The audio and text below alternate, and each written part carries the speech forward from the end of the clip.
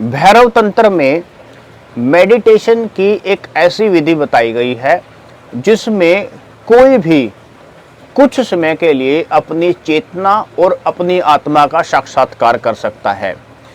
और मैंने भी इसका प्रयोग करके देखा और बहुत सारे लोगों को मैंने बताया, तो सभी पे ये कारगर है और सभी को इसका एहसास होता है।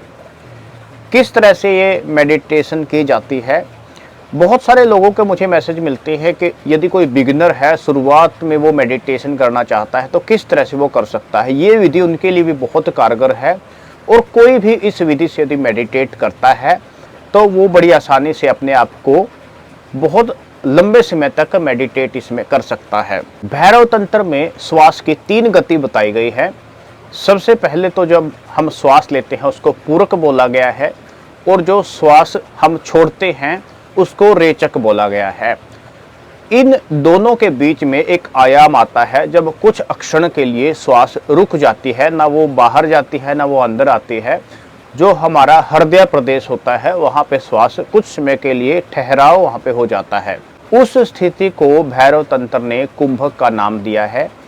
महर्षि पतंजलि जी ने भी कुंभक के बारे में बहुत बताया है। जब भी कोई मेडिटेशन के लिए बैठ के पूरक और रेचक के बीच में इस कुंभक का आभास करता है, इस कुंभक पे फोकस करता है, तो वो अपने अंदर अपनी चेतना के प्रवाह को बड़ी आसानी से महसूस कर सकता है। जो आम आदमी है वो इसको कुछ क्षण के लिए कर सकता है, लेकिन जो बहुत समय से इसका अभ्यास करते हैं, जो हमारे ऋषि मुनि इसका अभ्यास करते थे और उसका कारण यही होता था, वो कुंभक का अभ्यास करते थे और उसी स्थिति में अपने आप को मेडिटेट करते थे।